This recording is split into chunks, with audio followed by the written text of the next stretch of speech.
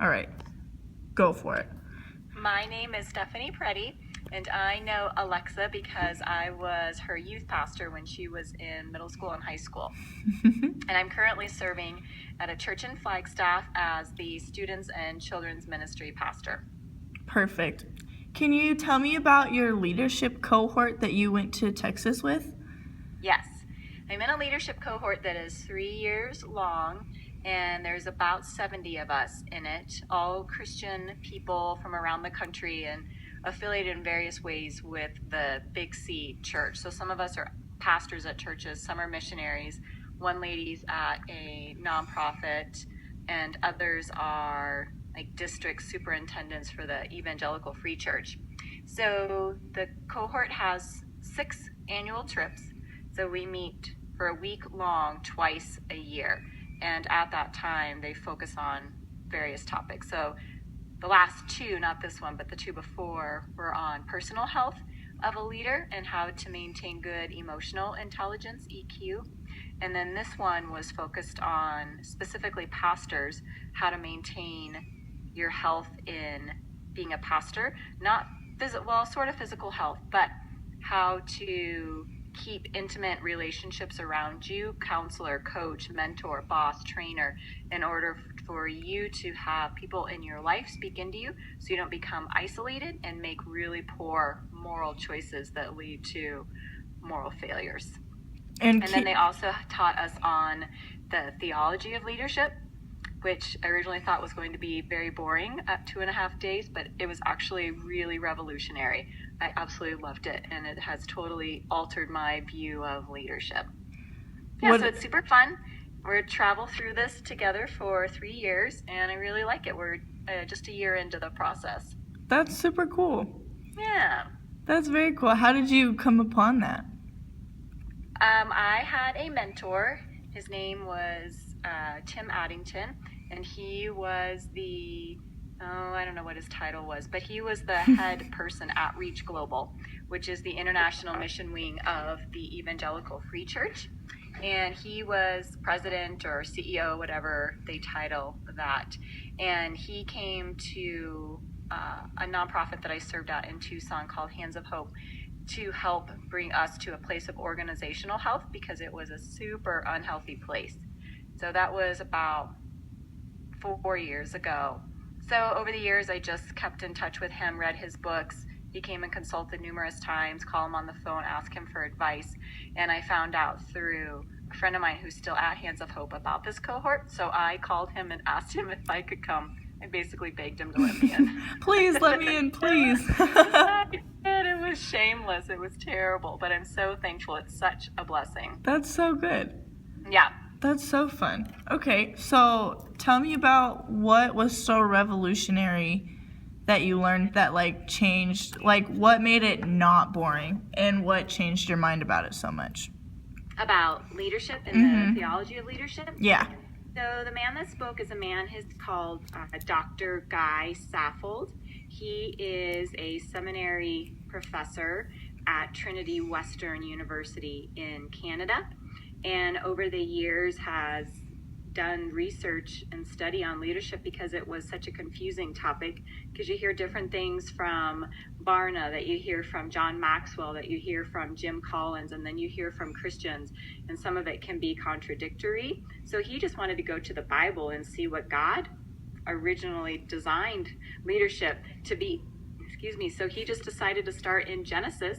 So he started in Genesis 1 and just really looked at what God's relationship was in the Trinity. And from that relationship is where the human family came from. And that Trinity relationship was, it was totally unified, very intimate, or is, I should say. And they love each other, and they are collaborative and unified, but there's mutual submission to God, and they each have distinct roles. And then we learn from Genesis 1:26 that God created humans in our likeness and in our image, he says, talking about the Trinity. So from that, he discerned that our relationship with God and our relationship with each other was designed to look like the Trinity. we wouldn't have the powers that God would have, but we were in God's image and in his likeness. And he, from those verses that talk about Adam and Eve, he discerns the three things that humans were created for. I only remember two: to have dominion over the earth and to be fruitful and multiply, and then there's one other. So we looked at the word dominion or rule, and that is where leadership comes from. So really, he just looked at that verse and saw that all humans were meant to rule over the earth, and we were to do it in a manner that reflected God and the relationship of the Trinity. And how different would leadership be if we viewed it that way, instead of this structure of hierarchy and of trying to control each other or ruling out of fear, but that if it was highly collaborative, egalitarian, and mutually respectful and really loving each other and leading out of that kind of a relationship. So really, like, all of us are leaders. We each may be gifted and skill-wise in different things, but that just means that you can own that area of a project. So yeah, it was revolutionary to think about it that way.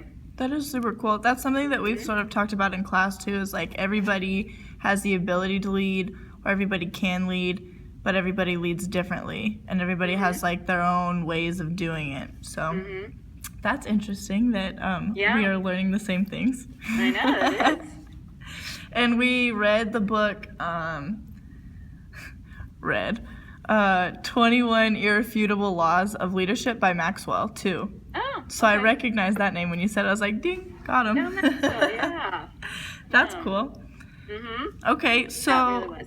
can you tell me about, like, your 3 favorite leadership positions that you've been in, and tell me why they were your favorite? Because I know you've been in a bunch of different roles. Let's see, my 3 favorite. My favorite was when I was at Pantano, and I was the student ministry associate pastor. Good I loved times. that. It was my favorite because I really liked the team that I was on. I thought that we got along so well, and we had worked together for 5 years, so we each knew what we each was good at, and we excelled in that and complimented each other and supported each other. Yeah, you Plus, guys they were did. You super were fun. good. Loved it. We had a So fun that was time. my favorite. My next favorite is probably now. Again, I enjoy the team that I serve on, but I like the challenge of working with 2 different ministries with children's and students, and being on different teams with each of those, and being able to work as a team to lead both of those ministries. And what does it look like to really seek God in both of those ministries? So I like that. And then my 3rd favorite was probably when I was at Hands of Hope. I led our education division, and there were 3 team members. So it was exciting to see the work that God was doing through them and their ministries. I didn't have a hands-on role with any of those 3 ministries, but I was involved in them because of being like their supervisor. Right. So I liked that. That's very cool. And Yeah. Hands of Hope, what did you do there? Was that was right before you left Tucson? Okay. Yeah, it was about a year before, about 7 months before I left Tucson. I was director of the education programs. Okay, and like Hands of Hope overall, what is that as like an institution?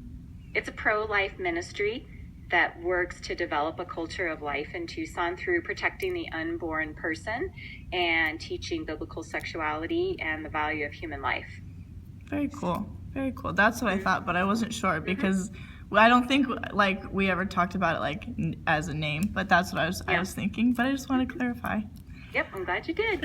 Okay, so then on the other flip side, what are your 3? What if you have 3 least favorite positions or roles that you've been in, and why? In leadership or in work?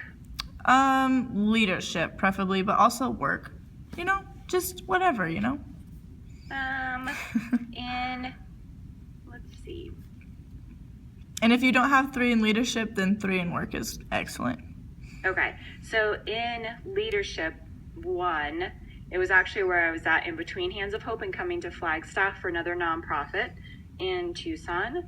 And I was the leader led with incredible unclarity, and my title was never landed upon. He called me multiple things, but in the end, really what I functioned as was like director of administration, so all the internal workings. That was by far my least favorite. Just because the leader was so unclear about everything and like unorganized? Yeah. Yep. He was controlling. He rooted in fear and didn't trust the people around him to release control. He refused to give clarity. He wanted you to figure things out, but then would get angry if you didn't figure them out the way that he wanted you to, even though he didn't communicate it. That's annoying. Yeah, so just a real lack of clarity. But as far as my other two unfavorite jobs, I don't think I've had them. I really have liked my job. That's good. That's really good. Yeah, there were aspects of them that I didn't like. Like, I know for sure that I don't like being at a job 40 hours a week sitting at a desk. So other jobs had that component. But I would say that it wasn't that I didn't like them, but I did learn from them that I didn't ever want a job again where I had to sit at a desk. I don't ever want to do that again. No. That's funny. Okay, well, that's good. Yeah. It's good that you can, like, take that away, and, like, since that job, you haven't done that very much. Like, you're pretty active in your job now, right? Like, pretty... Yeah, a lot of variety. Yeah, work nights, weekends, go in late, stay late. Living the dream, really. In some ways. Is it different working with, like, little kids than it was working with us high schoolers that you had to deal with? Yes, it's very different. There's a lot more parent interaction than there was I can imagine. In high school.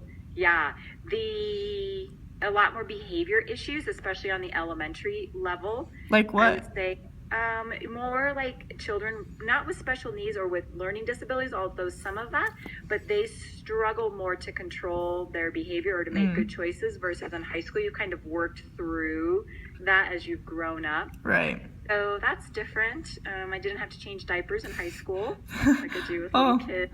That could be probably an issue if you did, so maybe for the best. Yes, but there's a lot more care a lot more like physical care that you have to give to kids, and you really have to think through safety and how many leaders do you have and how are their little brains going to understand what you're trying to teach them. Whereas with high school, it was wonderful because you can develop better relationships with them because you can communicate on a different level with them.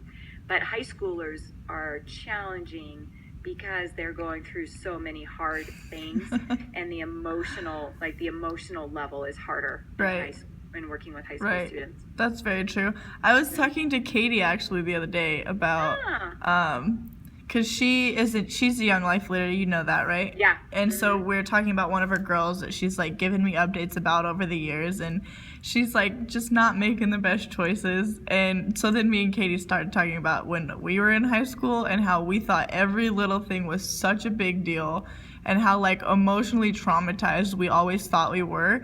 And now we're like looking at our lives now, thinking about back then, like, wow, maybe let's go back to that because it was so much easier. We had so many less responsibilities. It was funny. It was good. Yeah. High schoolers think everything is the end of the world and that you're never going to survive high school. And I would try and teach high school students, it's 4 years of your life and you're going to live till you're 80. Can we put this in some perspective? Right. It was crazy. It's so funny to think back on that too, because I don't know. I know me and Katie, like, and Katie's one of my best friends. We just got matching tattoos, actually, Steph. I'll have to show you. I have pictures, and I'll show you. They're really cute. She got a stick figure of me, and I got a stick figure of her. Aww, yeah, you two are too cute. Pretty adorable, I know. But it's funny, like, just to think back, and I love that, like, I've had her by my side for all these years too. Yeah. So it's funny. It was a good little conversation that we had. You guys have been a blessing to each other for sure. Yeah. No, I wouldn't have survived probably my whole life without her, so it's good. It's good. And I know vice versa too. So Yeah. Yeah, you both had it tough in high school. Yeah. It was really, you may have made it through better. I mean, like you did. You made it through well. Probably in part because you had each other. Yeah, I think we both handled like the situations that we had to go through well because we had each other's support. And I think the most phenomenal thing is like over all these years, like we've been friends since 5th grade. That's 3 years in college, 7. We're going on like 12 years of friendship almost. Yeah, wow. And we were, shoot, I totally just lost my train of thought. Oh, like we just talk about that all the time. Like I just don't think either of us would have managed very well. And even over all the years, like we went to different high schools, and now we're like, we've been living in different cities, going to different colleges, and it's like, we've just remained the same level of closeness, which is so great.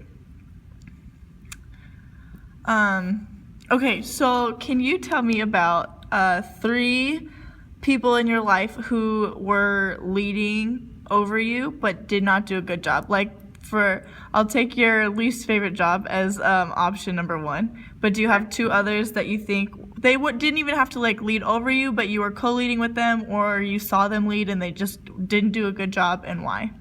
Yes. Okay, so the second one would have been my supervisor and the executive director at the other nonprofit that I worked at in Tucson at Hands of Hope. And I would say for my observations of him that he struggled again with clarity, and it was like he didn't want to take the time to give it, and he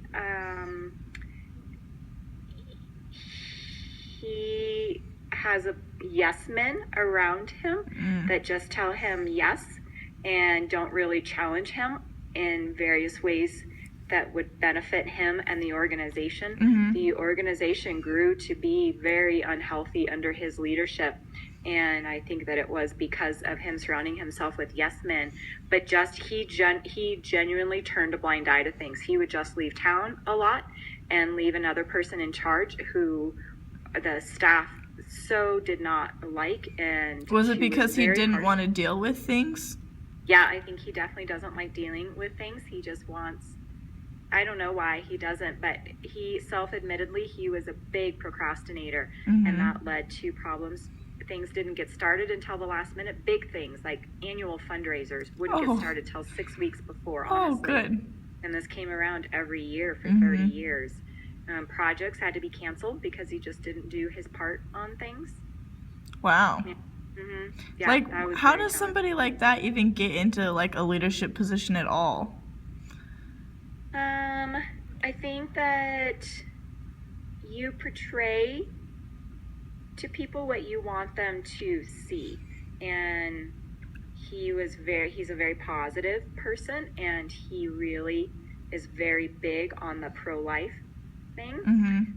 But often, if you're hired by a board, they don't have to work with you every day. True. So they don't see how you actually lead.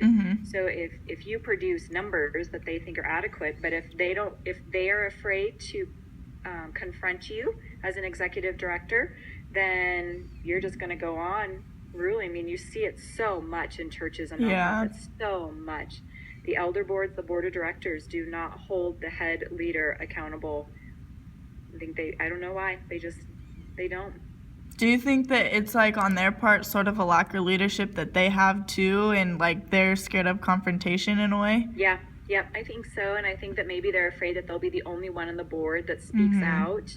That could be. I think another reason why it's set up so oddly, the executive director or the head pastor reports to the board, but he's the one responsible for reporting. They're the only voice that the board of elders or the board of directors hears. So they can say whatever they want. Great. And that's the only thing the board's going to hear. So you obviously are going to speak well of yourself and the organization because you want to keep your job. Yeah. And if you've got a root of fear or a root of control, then even more so, you are going to be tempted to only give the rosy picture instead of what's really going on. Right. So it wasn't until Tim was brought in that things started to get out, because he met with each of us staff members, and that's when we were able to say what was really going on in there. He's still there, though. They haven't done anything. Really? And you said like you are still friends with one of the girls. Like, has it gotten any better, or is it maintaining like its same level? Do you know? It is what he has control over still is at dysfunction, but what she has control over is thriving. Well, that's good. Yeah. At least part of it's doing well. Very good. Okay, so do you have one more?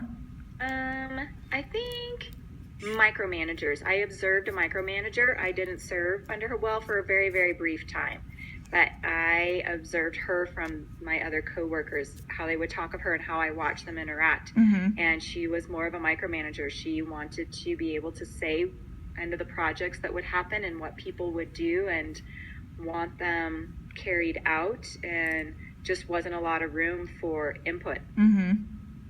We talked about that in class. I'm pretty sure it was a micromanager. I don't know, but this is related, about how people like that, they should be like managers of like a food place or something like that. Like they shouldn't be a leader of an institution or a corporation or a company, because like it's so hard to try and micromanage big places and like nonprofits and churches. Like there's so many different things going on all the time and so many different types of people like coming through that it's just not, it's a terrible fit for them. Yeah, it really is. It's stifling. Totally stifling. Which is hard. Not the way God designed. Right. Right.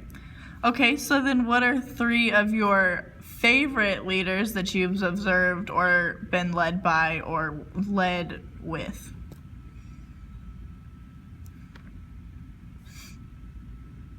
Let's see. Take your time. They were probably, before I started working in ministry, I worked in the stock brokerage industry as a registered sales assistant, and that meant that I worked with 5 brokers, 4 to 5, taking care of their clients and doing a lot of client care, placing trades, a lot of account paperwork, things like that. So my brokers weren't my bosses, but they still worked with them, if that makes sense. So in a way, they still were my leaders. So all of them I really liked. 2 in particular that I'll talk about. One was named Robin. He was super easy, laid back. He communicated to me exactly what he wanted from me. He was generous and kind and respectful. Wasn't controlling, didn't speak ill of me, and he also didn't get engaged in the power struggles and the greed struggles that exist in the stock brokerage world. He wasn't about all the money, and oddly enough, he was the highest producing broker in the office. But That's he never interesting. behaved that way. He never threw that around. So that was one. The other one was a man named Bill, and I absolutely adored him. He was a former pastor. He was when I was working with him, he was in his late 50s into his early 60s, and he was fantastic. Everyone loved Bill. He was fun. He laughed at himself. He communicated well, too. He was so endearing. I wanted to do whatever Bill asked, I wanted to do, as did the other associates in the office, because everyone just loved Bill. That's great. Loved him. Yeah. He was by far my favorite person that I've ever worked with, and I've worked with great people. Another, like a third one is probably my time working with Brian at the church. I felt that we made a really good team. He was also very open to sharing high school, and he knew what he was good at and what he was not good at, and he was very willing to allow me to fill in the parts where he wasn't good at, which happened to be what I was good at. Well, that works so nicely. We made a great team. Always good conversations with him, and he'd like to share his ideas and find ways to execute them. Kind, always treated me with respect, godly man, loved students. Brian. Good old Brian. Yeah. Where's he at now? Do you know? Yes, he works at a nonprofit in Tucson. Oh, he does? I didn't know that. And Mike moved to where? Washington. He's in Tacoma. Tacoma, Washington. Yes. Okay. Yes, he's another one. I really liked working with Mike. If I could have a 4th one. You Mike can and I have a worked- 4th one. Okay, Mike and I worked really well together too. He wasn't in high school, so I didn't work as closely with him, but he was right there. And so I still had a lot to do with middle school, just not as much as high school.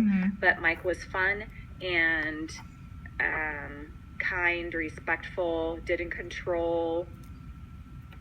Yeah. It was a Loved good those group. two. It was a good little group. It was. And then there was Dustin. I remember Dustin. Yeah, as an intern. Where's he at now? Do you know? He's back in Tucson. He was working at the church where I'm at now. Oh, okay. But he left in May, and they went back to Tucson. and he's going to school, and he's working at Starbucks, and he's got a little job at Pantano on the weekends that he's doing. And he has a baby now, doesn't he? Well, his wife has 2 kids. Okay. But they aren't his children. They aren't his? Okay. Mm-mm. I just thought I saw something like that on Facebook. Good old Facebook, keeping up on people. Yeah. No, I love it. I know. I was looking at Matt and Casey's wedding pictures earlier today too, which is super creepy because I wasn't even like good friends with either of them. Yeah. But I just like knew them. Everybody knew Matt and Casey, and they like popped up on my Facebook, and I was like totally looking at their wedding pictures. Isn't that fun? Yes, I love that. And plus, everybody's getting married now, which is so weird. Who else? Who else is getting married? Dominique Petitti's married. Really? Surprise! Dominique's married. Wow. Who knew, you know? I mean, I love the girl to death, but who would have thought she'd be the first one out of, like, our class? Yeah. Mm-hmm. Wow. I know. Good for her. She was always so quiet. I know. I love her, though. She's great. I haven't talked to her in a little while, but she's super happy. She just got married, like, maybe 2 weeks ago. My mom went to the wedding. Good for her. Yeah, she's super cute. And then, who else? I don't know if you know, the Reyes family? They go to Calvary, but they're super, super active. And, well, Brittany goes to Calvary too, but Brittany might have come to Pantano. She's friends with Soraya. Her name's Brittany. I don't know, I feel like I shouldn't say it. Her name's Brittany Smith. I don't think anybody's really going to watch this. But she's getting married to JD Reyes, who I actually grew up with. Oh. Yeah, he's on the breakdown team. Oh, really? Is that right? Is he a dancer? No, he's still in high school. No. That Different JD Reyes. JD's like 23, 24, I think. Okay. And then my Soraya is probably going to be proposed to soon. Wow. I know, it's Very crazy. Cool. We were talking about it the other day, and over Thanksgiving, we like all hung out, and we were driving home, and we were talking about it, and her and our other friend Maddie were talking about like their ideal proposals, and it was funny. It was cute. It was super cute. How fun. Good I for them. know. Everybody's just getting married, and then it's crazy. Growing up, you know. No, how old are you girls now? Are you 20, 21? I'm 20. Soraya turns 21 in January. Katie turns 21 next October. So Dominique's 22. She's 21. Yeah, Dominique's in our grade, but I think she got held back. Okay. So she's 21. She turns 22 in August. So she's got time. I know. But that's like probably everybody that I even like keep up with. Okay. From Pantano.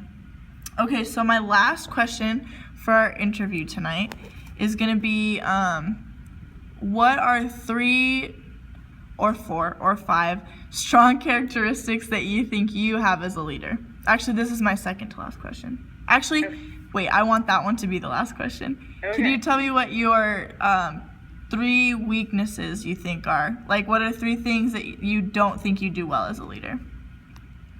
Probably vision and strategy. I struggle more there. I like to go right to the plans and laying out the plans and implementing it. So that, I would have said delegating for a long time, but I'm really trying to grow in that area and learning to utilize working on teams and where they're strong at, give them that work and empower it. I think that I struggle with equipping and taking the time to equip and really learning from each of my team members, how do you need to be equipped, and then being intentional to do that, because that takes time that's away from the daily tasks. And let's see, a third one.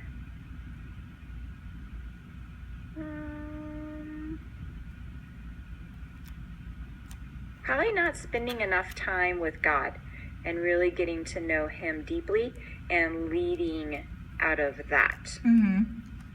Relying on my own power too much. Right. I think we all struggle with that, though. Yeah. So then what would you say that your strengths are? I wanted to end on a good note. Oh, thank you. My strengths would be being able to be given the big picture and then think, okay, we need to do this, this, this, and this to get it done, and then being able to arrange people to do that job. So kind of acting like a general contractor who has subs, and then checking in on those subs and making sure everybody is going in order to get the whole project or the whole event or the whole ministry going and running. So I think I excel at that. I've been called the glue a lot. I believe that. Ryan and Mike always called me the glue that kept things together. So I think again, it's that same thing, being able to keep multiple things in my head at once and keeping us going on each of the different tracks. And so that way you can complete multiple things and you don't just spin your wheels or get stuck on the ideas. Right. And not get them accomplished. And then I think the third would be just being able to relate well to people. Oh, yeah. No doubt. Yeah, and wanting to listen to them and hear them out and hear their heart out and trying to help them that way. Yeah, I 100% agree with that. 100%. Thank you. You're welcome. Alrighty, well that concludes our interview for tonight. Okay. Thank you so much, Steph. You're welcome. It was an honor to be interviewed. Thank you for the honor. Oh, you're welcome.